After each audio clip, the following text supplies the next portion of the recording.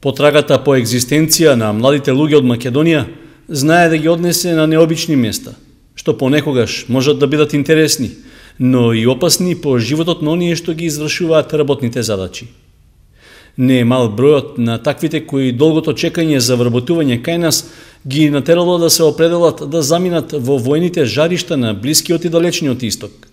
Како дел од странските воени сили, како професионални војници или обезбедување на имотот и живата сила на странските мисии, нашите луѓе се рамо до рамо со своите колеги кои го ставаат сопствениот живот на коцка.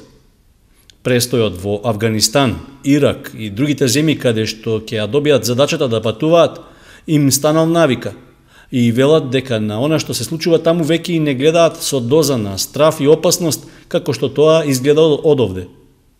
Во овој осумаголник, Гоце Ѓоргиев од Кочани ја раскажува својата приказна за тоа какви се предизвиците со кои се соочуваат професионалните војници и останатите ангажирани работници, кои со договори се обврзуваат на подолг период да ја делат судбината со цивилното население во земјите кои што со години живеат во воениот виор. Ѓоргиев, како започна целата оваа приказна професионален војник?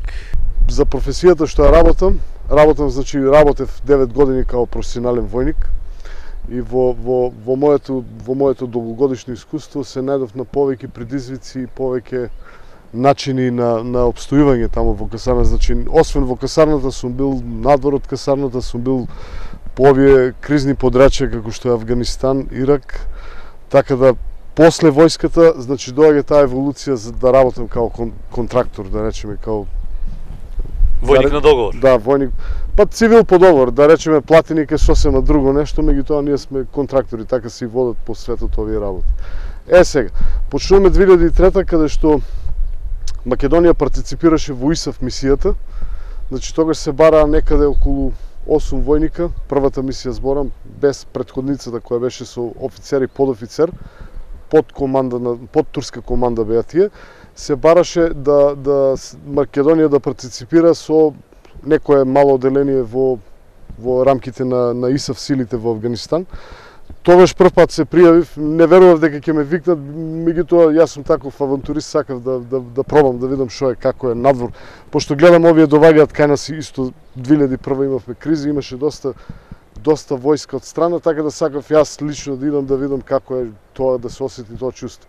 Имав таа среќа и, како да кажем, и тоа проклиство, бидејќи после тоа стануваш на тоа и некако те влече авантурата повеќе, така да моето прво искуство со овие земји, да речем Авганистан, Ирак и други кризни подрачја почна некаде 2003. Треба да се биде добро физички подготвен, кондициски, веројатно за да се исполнат задачите. Секако физичката подготвеност треба да е на доста високо ниво, меѓутоа и психички треба да е човек доста спремен за да издржи работи кои не се својствени во секојдневниот живот. Значи таму се ситуации се случуваат моментално, така да мора да си спремен на тоа што ќе го работиш таму, а без спремање физичко и без психичко не можеш да функционираш никако таму. Колкава е разликата меѓу подготовката што се бара во нашата армија и во овие армии странски? Па разликата не е кој знае колку драстично голема, меѓутоа ваму се барат малку да речем по-професионално, ќе навредам армијата, меѓутоа ваму навистина се бара професионализам, тежок, и армијата исто така наша ја почитувам и доста сум склон на тој професионализам што го има нашата армија. Меѓутоа ваму се барат малку по-професионално да се поставиш спрема работите кои ти ги дават и поголема одговорност. Значи ваму си као војник, тука си комплетно и војник, и командир, и офицер, и све живо. Зошто не остане во армијата на Република Македонија? Во армијата на Република Македонија јас лично многу ја сакав армијата и се уште ја сакам нашата армија, меѓутоа армијата некако да кажем малку не изигра нас по старите војници со тие закони во тоа време, значи не можеш да останеш професионален војник до толку и толку години, имаше некоја граница на тоа и барав неколку пати прекоманда. Значи барав во Штип да се прва, јас работев во Охрид, барав во Штип, ми дадоа прекоманда Тетово. После мисијата се случија некои работи, значи ни беше обеќано дека ќе добиеме чинови, покојниот претседател Борис Трајковски ни обекаше дека ќе имаме чинови заедно со генералот Стамбулиски. Меѓутоа по неговото погинување, значи ништо од тоа, као демек немало писмено кој да потврди за тие чинови, пошто председателот си почина. Така да бев малку изреволтиран и тоа беше една од причините со која се одлучив да ја напуштам армијата, а секако и гледано од финансиска точка, значи ваму колку толку парите се подобри отколку во нашава армија. Сега работиш за американска компанија? Да, работам за DynCorp International, тоа е компанија која има многу кампови низ светот. Конкретно проектот ние што работиме е полициски програм, значи SIFPOL проектот беше, тоа е полициски програм, менторски програм, се работи со афганистанската полиција, со афганистанската армија, со дипломатско-конзуларни представници во Афганистан, со амбасадите и така. Колку е опасно да се отиде во земја во која што се војува, како што е Афганистан, Ирак, Сирија?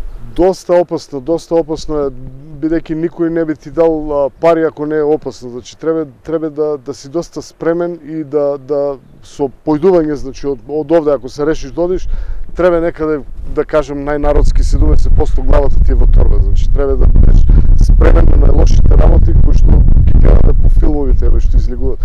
Така да секој човек има страв.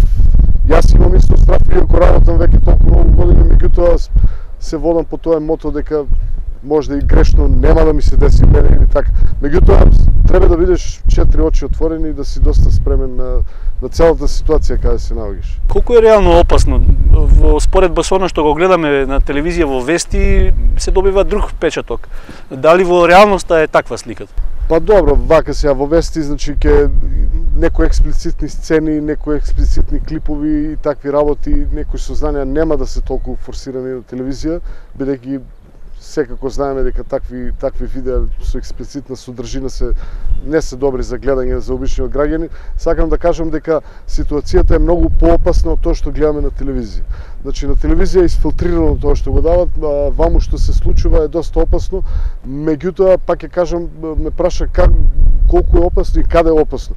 Значи опасно е секој ден кога излезеш од базата. Значи од базата излегуваш, што прва фронтална линија ти е излегувањето на улица. А ние секојдневно работиме така да се движиме низ цел град. Ја моментално сум во Кабул и се движиме низ градот, постојат опасности од самоубици и бомбаши, скоро секој ден добиваме интел информации за секојдневните активности низ градот. Знаеме кои улици, каде, што да се движиме. Секако имаме апаратура во нашите возила сателитска која не наведуваат со ток оперативниот центар. Комплетно сме цело време, значи, во контакти и знаеме како да се движиме. Сега не дај Боже. Спомена базата, значи ли тоа дека постојано сте внатре во базата, не ви е дозволено да излегувате сами да се движите низ градот? Кабул? Па зависно што работа имаш. Јас работам во мобилната единица во овој тим што е со ментори, значи ние имаме мобилна единица, имаме статична единица, тоа се статик гардови или стражери кои работат, кои го обезбедуваат нашиот камп. Сега има и луѓе други, логистика најнормална и кујна и такви работи, тие се грото во кампо, значи статикот и овие логистичарите се во кампо, додека мобилната единица дневно најмалку по 3 до 4 пати излегува надвор. Се случувало да излеземе и од 5 сабале, да си дојме вечер во 12. Значи константно си надвор, константно си на терен. Воедно ќе кажам дека може се случи 2 дена, 3 да немаме уопште клиенти кои ги пренесуваме. Грота се клиенти, значи пренесуваме ние доста луѓе од телевизии што доаѓаат таму да прават репортажи, пренесуваме луѓе од амбасадите, значи дипломатски представници, зависи која е клиентелата и каде се оди. Пилоти пренесуваме и такви работи. Каков е односот на цивилното население, на обичните граѓани кои што живеат таму кон вас како војници, како луѓе кои што дошле од страна? Цивилното население на почетокот, сега ќе направиме една мала ретроспектива, значи од 2003 година до денес доста е сменето. Доста е сменето на начин, значи првиот пат кога бевме некако цивилите повеќе ја сака војската. НАТО имаше поголем авторитет таму. Значи на почетокот беа као еве ќе дојдат, ќе ослободат државата од талибаните, ќе се гради, ќе почнат фабрики. Меѓутоа таа стагнација како што гледаме, значи еве компарација со 2014 што сме сега, населението, грото од населението се уште миродопски настроени спрема нас, меѓутоа имат некоја, како да кажам, некоја Аверзија? Аверзија, така да гледа дека воопшто нема просперитет за овие неколку, скоро 13 години и повеќе откако се таму НАТО силите. Еве последната година си повлекува многу, од трупите се повлекува, моментално има околу 20.000 војника се во компарација со претходните 80 до 100 и нешто илјади војници, значи се повлекуваат. Меѓутоа, неизвестноста лепде насекаде, значи и луѓето кои што живеат во Авганистан се уште не знаат што ќе се случи со државата. Како што гледаме на глобално ниво, заканите за тероризам се многу големи, што се рефлектираат и ваму во Авганистан. Тие ИСИЛ сили, ИСИС и овие веќе навлегуваат и на овие простори и луѓето се многу скептици дека нешто ќе биде и ако си отиде војската и ако си отидеме и ние као ментори таму и други, значи не веруваат дека нешто, тие веруваат дека талибаните повторно ќе се вратат. Меѓутоа овие младеви што се луѓе таму што живеат родени после, значи војната, таму грото од нив имат надеж дека од државата сепак ќе биде нешто, бидејќи се едуцираат, не е како што е било дека е време на талибаните кога не било дозволено да одеш на факултет и такви. Нормално некако пробаат нормално да функционираат. Меѓутоа ќе кажам, тоа е трусно подрачје, значи за војни и така да мислам и во блискини да таму ќе се случуваат, во едно и стратешко место во Азија. Успевате ли, како војници кои што таму престојувате, односно сили надворешни од други држави, да го сватите менталниот склоп, начинот на размислување, традициите, навиките на местното население за полесно да воспоставите контакти? Јас пак ќе ти исправам, значи војник веќе не сум, меѓутоа работата ни е таква, а ова што го велиш комплетно е така, значи мораш ти да учиш култура за да знаеш како да се однесуваш таму. Значи сепак се наоѓаме во исламска држава. Тоа е исламска држава во Авганистан. И може да кажам дека е една од најисламските држави што постојат на планетата. Значи, кога ќе споредиме пример најблиску до Турција, е комплетно различно ко Африка и Германија. Значи, во Авганистан е комплетно исламска држава, нема христијани. Ваму нема христијани, така да пред да идеме ние секако имаме доста добра обука за однесување, па дури јазик, мораш да научиш по некои зборови како што, добро утро, добар ден, такви работи, и да внимаваш како се однесуваш. Секако знаеме дека таму мажите и жените се тотално, како да кажем, има тотално различен пристап на однесување едни кон други, така да треба доста внимавање и некои мали покрети нив може да ги навредат и тоа. Рече, не си војник, сепак си во тие странски, условно речено, в сили за поддршка, да. Значи ли тоа дека има и други луѓе кои што не се од Америка, туку од други држави дојдени? Апсолутно. Значи не само мојава фирма која што работам јас, Данкорп, моментално ваму во Авганистан оперираат некаде околу 100 и повеќе фирми вакви. Значи после публикувањето на америчката армија, Американскиот Department of State и ГРОТО и Европската унија се форсира некоја теза на цивили на местото. Значи се повлекува војската, се трупат повеќе цивили, меѓутоа кога ќе кажеме цивили, тоа е во наводници, бидејќи грото од овие луѓе се, да речеме, екс-маринци, екс-неви сил, специјални единици, потоа FBI има доста полицајци, тука се деа за дрога што работат, значи комплетно менторството е такво, да комплетно што ги обучуваат афганистанската армија и полиција таму се комплетно, значи луѓе кои имаат голем бекграунд, значи големо искуство на терен на секаде низ светот, така да ќе кажам, тоа е малку униформата нема, меѓутоа војската е се уште тука.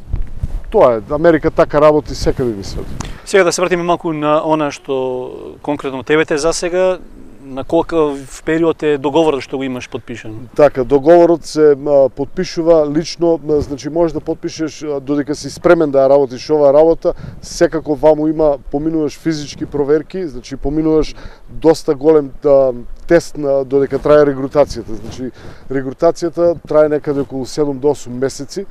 Многу луѓе ме прашуваат како да идам, што да правам. Значи најдобро нешто за да дојдеш и ако имаш желба да работиш таа работа е комплетно да идеш на сајтот на фирмата. Таму ќе отвориш акаунт, значи ќе постираш што барат, значи барат CV, барат сертификати какви, барат на прво место англиски јазик. Без англиски јазик ни да не помислуват да аплицираат, пошто ќе паднат уште на првиот пререгрутниот тест. Сега, тука барат бекграунд добар да имаш, дека си работел минимум, значи 5 години искуство да имаш воено или полициско, да имаш барам еден терен во кризно подрачје, дали тоа ќе Авганистан, Ирак, Либија, кај имаш работено. И така се аплицира. Меѓутоа не значи дека само јас зборам за мојава бранша за обезбедување, постојат доста работи како обична логистика во кампот, шофери барат доста, да речеме, као теретана да работиш и некои такви работи. Меѓутоа зборам лично за обезбедувањето. Она кое што беше карактеристично за изминатите години, најмногу луѓе од Куманово и тој дел од Македонија заминуваа во Авганистан како поддршка за работи кои што ги викаме валкани работи. Меѓутоа ова што ти конкретно го работиш е на едно малку повисоко ниво, може да се заклучи. Па добро, да речеме валкани во смисла на возење на камиони кои зимат, нели, измет такви работи, да. Во таа смисла, да. Меѓутоа, грот од овие луѓе и се уште држи таа теза. Значи, кумановци се апсолутно на терен највеќе од цела Македонија. Тие имаат таа, да речем, несреќа или привилегија да имат бази блиску тамо во Куманово, па така и тие контакти најверојатно се створени и луѓето за гола екзистенција, значи, од државата која се уште не нуди добар стандард на нашиве граѓани. Значи, тие за гола екзистенција отишле да работат тамо, како и јас.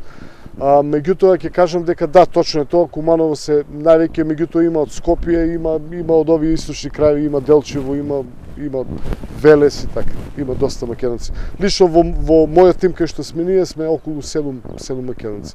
Грот од нив се од специјална единица Волци, има од Ебара некои луѓе и така. И сега логично е прашањето колку ова е исплатливо финансиски. Секако логичко е тоа прашање и би рекол вака, значи не е како што беше.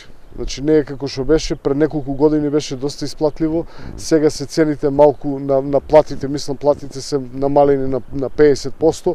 Зошто е тоа така, бидејќи има многу луѓе што регрутираат, пример од Кенија, од Шри-Ланка, као Third Country National, што ги вика, значи тие прифаќаат да работат и за 1300 евра, пример, или за 1300 долари. Нашава бранша, значи security, почнува од 2000 долари, може да стигне до 7-8, зборам за македонци, за наши. Тоа е на месечно ниво? На месечно ниво, 7000 долари, меѓутоа ретко кој од нас ја има таа плата. Држиме негде средина околу 3,5-4,000 долари плата. Сега, додека за американците секако знаеме дека се тоа големи суми, американски пример, обезбедувач приватен достигнува сума до 17-18,000 долари месечно. Договорот се подпишува на подолг рок, рековме? Договорот се подпишува на една година. Во таа една година имаш 52 дена одмор, лично зборам за фирма во која што ја работам, додека има и доста други фирми, има и англиски фирми кои имаат, пример, 2 месеца на терен, 1 месец дома, има и такви фирми. Меѓутоа, грот од фирмите се држат на овој стандард, да речем, со договорот и они ти го нудат. Значи, ти ако се покажеш добар, дека работиш добро, после една година ти го нудат да потпишеш уште еден договор. Сега се зависи од тоа колку си ти спремен да останеш таму. Грот од луѓето остануваат доста долго, пошто кога би се вратиле после некое време пак би отишле. Значи нема екзистенцијата кај нас е таква да се уште сме ние ќе аргатуваме, ќе бидеме гурбеджи, што се вели. Значи додека не стигнеме до таа минимална плата во Македонија, ја кажувам многу пати, значи минимална плата да биде околу 600 евра, значи после тоа ја верувам дека и младиве луѓе кои што се веќе на страна ќе дојдат да живеат во Македонија. Кога ќе се спореди ова работа што во моментов ја работиш со она што значи професионален вистински војник, има ли разлика во финансиите и во опасноста што вака ќе кажам, значи во финансиите драстична е разликата, значи се работи во Македонија, збореме за плата во Македонија или плата на нашиве војници таму. Така. Сега, за нашиве војници што работат таму, не знам конкретно, јас кога бев војник, задња плата ми беше, јас во Ирак бев, значи, последната плата ни беше околу 2200 долара као војник. Сега не знам моментално како е, зборам 2008 година, да, тогаш бев во Ирак во Таджи, толку ми беше плата као војник. Сега мислам дека е малку покачена, меѓутоа ризиците зависи во која чета си, значи зависи во каква група си, дали си во борбена група, дали си во одбранбена група. Во велам борбена група, македонците нашиве што се таму моментално ги има околу последниот еве контингент сега што отиде, мислам дека се околу 30 и нешто, не вршат борбени действија. Тие се одбрамена група која чуваат командата на ИСАФ комплетно на штабот таму. Што константно е тоа, значи наши војници тоа го работат. Сега као контрактор, значи као по договор као што работиме ние, опасноста е поголема бидејќи се движиме ние насекаде низ Авганистан, не е значи само Кабул. Мојата работа моментално е само Кабул, ја пред тоа работев во СОК, Special Operation Consulting се викаше фирмата, работев таму и беше обезбедување на конвои низ цел Авганистан. Авганистан е доста голем. Значи само Кабул е околу 7,5 милиона жители, Авганистан има околу 27 милиона. Пространство негде кој Југославија наша екс што беше, значи големо пространство и насекаде значи опасноста е многу поголема. Кабул е као град, као држава. Кабул е малку пообезбеден. Пошто ваму се наоѓаат и министерствата, сите работи за целава држава се во Кабул. Меѓутоа, ако излезеш надвор од Кабул на само 15 км, опасноста е за 300% поголема. Значи има тие, се уште постојат тие, како да кажам, не е тоа само талибани, значи криминални групи кои начекуваат конвои, ги палат конвоите, крадат од конвои. Значи тоа се ко пирати некои. Така да не е само оно што гледаме на телевизија, талибаните напаѓаат као има насекаде низ државата е сиромаштија, голема сиромаштија во Авганистан, така да хаосот владее. Споредбено Авганистан, Ирак, каде е поопасно? Каква е ситуација? Доста е голема разликата. Мислам, јас лично сум бил во Ирак, значи како војник и како контрактор. Во времето кога бев као војник, опасноста во Ирак беше многу поголема од Авганистан. Кога бев као контрактор 2011-12, тоа е значи пред американските трупи да ја напуштат државата, ситуацијата не беше толку опасна, се случуваа константно напади по неколку низ градот, меѓутоа не беше тоа као претходно. Сега не знам, а пошто гледам и на телевизија и доста колеги имам што работат таму, ситуацијата е тотален хаос сега во Ирак. Значи гледаме секојдневно на телевизија дека исламската држава напредува насекаде, значи тај тероризмот се шири и на европско тло. Последните настани и кај нас гледаш дека има инволвирани такви формацијски групи, групички индивидуи, така да глобално тероризмот е голема глобална закана за комплетно за светот и ние нема да бидеме ни имуни, пошто ние веќе тие знаат дека имаме ние и војници и трупи на терен таму, така да не се очекува дека нашиве нема никој пат ништо да и се случи. Имаше луѓе кои што гинат на војните терени таму.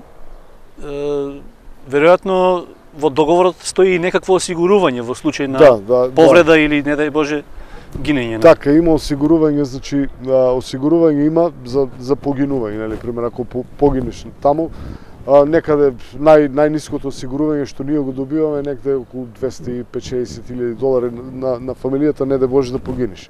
Меѓутоа ти ако сакаш да се осигураш приватно, можеш да се осигураш, значи се плаќа плюс додатно да осигураш пример за тебе, за фамилија, за тоа. А кога зборуваме за осигурување, на пример дали ќе добиеш ти пензиско после неколку години, пример кога ќе бидеме стари, тоа не следува нас, бидејќи тоа е само за американските граѓани, ние сме сепак на договор, така да ние сме осигурани додека сме таму за општи повреди, пример не дај Боже нешто скршиш нога, имаш осигурување, сигнал осигурување, така да можеш да идеш до прва болница таму воена да те прегледат, да ти дадат прва помош и така. Зборам фрактури, контузии, да не е за операции за такви работи. И сега се поставува прашањето што со придонесите пензиско, здравствено овде? Тоа тоа веќе го кажав, значи не добиваме ние никакво пензиско и здравствено. Замисли, значи тоа е колку илјадници луѓе и милиони работат за американците, така да они ако би давале, што би било тоа? Значи они си штитат своите граѓани. Они имат кобра осигурување, така се вика нивното осигурување, тоа е за американците, така да ние сме како да кажем, работиме таму, меѓутоа мораш да се осигуриш тука или пример приватно да се осигуриш додека си таму, а овие нашиве што се осигурителни компании кои спомнеш кај одеш, бегат код ѓавол од крст, значи не дај Боже, нели може да ти се десе нешто и така. Фамилиарен човек, како го прифаќаа тоа во семејството, одење, заминување далеко? Беше тешко на почетокот, беше тешко. Секако не е на моето семејство, не им е седно дека јас сум таму. Јас пак ќе кажам, значи, кога си ти таму, опасноста те демне тебе. Меѓутоа, стравот го демне целото семејство. Значи, тие чувствуваат страв, дека може мене нешто да ми се деси. Меѓутоа, јас сум се одлучил на таа работа, некој мора и таа работа да работи, така да таа сметам како најнормална работа, како и секоја друга. И, како да кажам, значи, стравот и неизвестноста постои и тука на патот. Значи, можеш да шеташ и да те удре кола, да те убие тука во Кочени. Така да, ако размислуваш на тај начин, нема ни да идеш, нема ни да можеш да идеш. Значи, многу пати сум кажал, најголем непријател на човекот е стравот. Стравот да го победиш, стравот комплетно не можеш. Значи, секој човек има страв во себе, некој потајно некој го чува во себе, некој го искажува појавно, некој потајно се плаши. Меѓутоа, значи, да пробаме да го држиме во контрола, тоа е најбитно. Речи дека нема човек што не се плаши. Се случила ли некоја ситуација необична во која што навистина си бил уплашен? Па да, имаше не една, имаше повеќе ситуации. Меѓутоа, еве, се уште сум тука, дишам, значи, од една страна, значи, ако не си спремен тамо за било шо и ако не си со 4 очи отворени, може да ти се случат многу работи. Додека бев војник, не пука на кула, додека дававме обезбедување со еден мој исто колега од не пука со РПГ на кула. За среќа имавме, не беше погодена кулата, таа на контингери долу во скалата погоди РПГ-то. Така да останавме живи. Имаше неколку, додека работев у СОК, имаше, значи, конвој се движи ми припукат, значи, од куките не пукаат, по возилата се доста добро, трета генерација на блиндирани на возила возиме, така да од обични куршуми од проектили може да не одбрана, меѓутоа не да може од РПГ или Золја или такво нешто или така. Тоа и доста други, значи, низ град има кога се случуваат некои работи по некој истрел, па мавати со камења по возилото и така. Какви се контактите со колегите? Рековме, има од други држави, има меѓусебно разбирање, другарство, поддршка? Секако дека има и мора да има, пошто ние сме заедно таму, значи цело време, без разлика која дека имам колеги, значи имам од Романија, американци, англичани, имам колеги, значи имам колеги од Непал, непалци од Чиле, од Перу има. Така да, комплетно, ние сме тие што зависиме еден од друг кога сме на терен. Значи, ако нешто се случи на мене или на мојот колега, јас ќе бидам тој прв што треба да му помогне таму. Така да, ко браќа сме, да речем искрено, значи, ко мала фамилија таму и одлично е, мислам, баш тоа е тоа што ме влече некогаш, знаеш, седам тука и така, ми фали таа екипа, ако се тамо дружбата другојачи и така. Ги следиш состојбите овде во Македонија, безбедносни, политички, веројатно? Да, имаш контакти? Ги следам секако по социјални мрежи, имам интернет таму, така да не е проблем во Македонија, се што се случува исто како тука да сум. Контакт со семејството? Секако, значи се слушаме на Skype, се слушам со пријатели мои од овде, од Кочани, значи од армија, од полиција и така. И сега прашање, до кога оваа работа? До кога? Имаше еден текст, сега ќе парафразирам малку, значи имаше еден текст доскоро пишено за најверојатно типове кој мене работел контрактор и сега текстот го имаше пишено само уште ова година се вика текстот. Значи тоа е нешто, тој текст е доста реално напишан, значи таа сторија што има напишано, сите ние викаме уште една година. Меѓутоа, јас секако планирам да правам паузи и правам, значи не сум константно јас таму и да не доаѓам, значи идам, работам 5-6 месеца, работам година, дојдам дома, правам пауза година-два да не се изгубиш од нормалниот живот. Значи мора тоа да го правиш ако сакаш да останеш и нормален. Секако работиш во ненормална ситуација, во ненормални услови и ако не правиш пауза, нема да се рефлектира тоа можеби моментално. Меѓутоа после неколку години се рефлектира на доста од овие луѓе што работат на кризни подрачја, така да па можда ќе биде уште една не година, меѓутоа ќе имам јас со шпола договор до декември, можда ќе биде и до тогаш, зависи од ситуацијата тука како ќе биде. Ако ни државата таква да може да живееме тука, не е проблем. Меѓутоа јас се уште не гледам дека Значи ли дека ќе се бара повторно можност за излегување надвор, бидејќи она што го прават младите семејства е иселување од Македонија? Па да, грото за жал грото во Македонија, еве кога дојдам, кога и да се вратам во Кочани, кога и да седнам, ме знаат луѓето, јас сум низ градот по цел ден. Значи кога и да седнам, кога прашам кај се овие, кај е тој, значи сите се некаде излезени из Кочани. Кочани за жал повеќе ми личи на пензионерски град, значи повеќе гледаме пензионери, младите, грото си ја варат среќата некаде настрана, што е многу жалост. Кочани беше доста жив град. Не одиме далеку, значи пред декада, пред 10 години. Сега е комплетно ситуацијата друга. Без разлика дали некој ќе не фарба на телевизија дека ни е добро, мислам, знаеме сите како ни е. Така да не знам, ќе видиме додека работам ваму, еве некако се наоѓа за живот, живееме, меѓутоа некако не е тоа. Некако се е вештачки. Парите што ги заработуваш, сладки се или?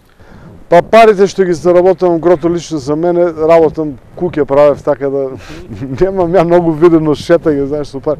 Грото е да направам нешто на моите деца, така да за понатаму ќе видам, ако станеме можда и ќе видам некој фајде, лично. Јас посакувам многу среќа, добра заработка и што помалку проблеми. Секако ти благодарам, се надевам дека ќе биде така. Ви благодарам за емисијата. Благодарам тебе.